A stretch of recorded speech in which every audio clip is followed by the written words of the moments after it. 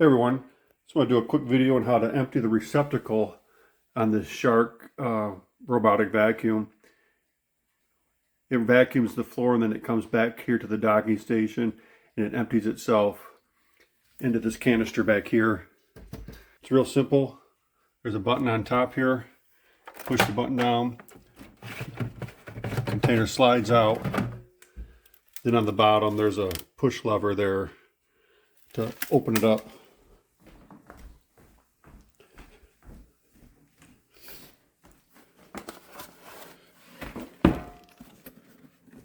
So you just push that button there, and the debris falls out, latches back together,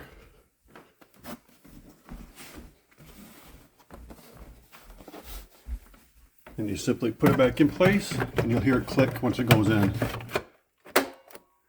So there you have it, and this is the Shark robot vacuum. Thanks for watching.